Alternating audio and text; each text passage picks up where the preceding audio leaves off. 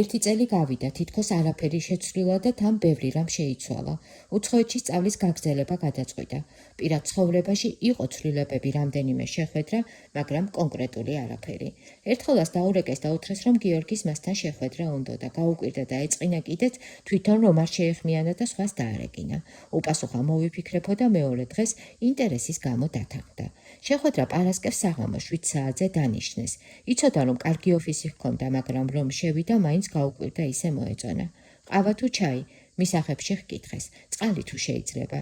კალი გაიღო და ხალხთან ერთად ის გამოვიდა. მოხვედი ქეთი, შემოდი, როგორ ხარ? ოთახის ბოლოს მყუდროდ მოწყობილი კუთხისკენ მიუთითა. აქ დავსხდეთ. როგორ ხარ? კარგად, მადლობა, თქვენ? ისევ ორი გავხდი, არაფერი უპასუხა. იმიტომ გთხოვე შეხვედრა, რომ რაღაც მინდა შემოგთავაზო. ახალ მიმართულებას ვიწყებ და შენთან საქმიანი ურთიერთობის კარგი გამოცდილება გვაქვს. ლაპარაკობდა, ქეთი მშვიდად უსმენდა სადღაც და ოდესღაც უკვე ბევრჯერ მოსმენილ სიტყვებს. ათრი ძალიან გაუხარდებოდა, დაინტერესდებოდა, შეიძლება ეს მისი ოცნების სამსახური დამხდარიყო, მაგრამ ახლა არა. რას ფიქრობ? კითხა ბოლოს. მისაღებია ჩემი წინადადება. მისაღებია, მაგრამ ამ ეტაპზე სხვა გეგმები მაქვს. უყურებდა და ფიქრობდა. რა უცნაურია, ხანდახან არაფრისგან და არსაიდან ჩდებიან ჩვენს ცხოვრებაში ადამიანები. გიყირავებენ სულში რაღაცეებს, გაფორიაქებენ, მერე ისე მოულოდნელად ქრებიან, როგორც გამოჩნდნენ და უზარმაზარ სიცარიელეს გიტოვებენ. თითქოს ბავშვობის კიდევ ერთი ხელშეუხებელი ნაწილი მიაქვთ. ანუ არა, ჩაეკითხა ისევ.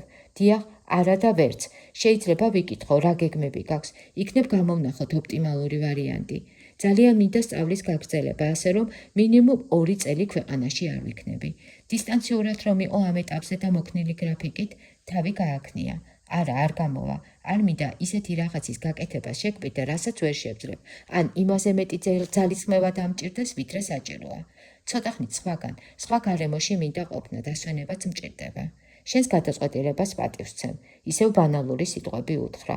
როგორ შემოვიდა მოდაში ეს გაცვეთილი ფრაზები, ვითომ ღრმა შინაარსის და სინამდვილეში არაფრის მთქმელი. მაგრამ იცოდე, აქ ვარ, აიღე იმდენი დრო, რამდენიც საჭიროა.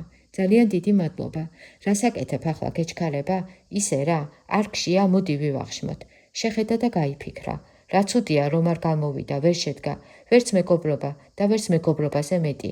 ალბათ, როდესაც რაღაც იკარგება, მისი ხელახლა პოვნა ძალიან რთულია.